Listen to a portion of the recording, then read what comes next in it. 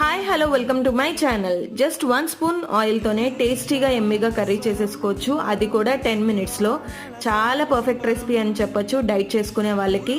అలాగే బ్యాచిలర్స్ కూడా చాలా ఈజీగా రెడీ అయిపోయే కర్రీ అని చెప్పొచ్చు. ఆయిల్ హీట్ చేసుకొని అందులో సన్నగా కట్ చేసుకున్న వెల్లుల్లిపాయ ముక్కలు, కొద్దిగా కరివేపాకు, అలాగే సన్నగా కట్ చేసుకున్న ఉల్లిపాయ ముక్కలు వేసుకొని లైట్గా ఫ్రై అవ్వనివ్వాలి. ఇలా ఫ్రై అయిన తర్వాత ఇందులో మనం వాడుతున్న మెయిన్ వెజిటేబుల్ వచ్చి మష్రూమ్ అండి.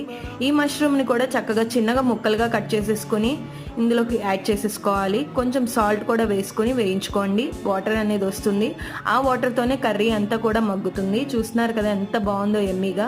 ఇందులోకి లాస్ట్లో కొద్దిగా మిరియాల పొడి వేసేసుకున్నామంటే టేస్టీగా ఎమ్మీగా కర్రీ రెడీ అయిపోతుంది.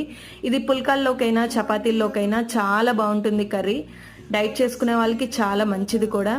ఈ రెసిపీ కానీ మీరు ట్రై చేయకపోతే ఖచ్చితంగా ట్రై చేసేయండి. వీడియో నచ్చితే లైక్ చేయండి, షేర్ చేయండి, కామెంట్ చేయండి, సబ్స్క్రైబ్ చేసి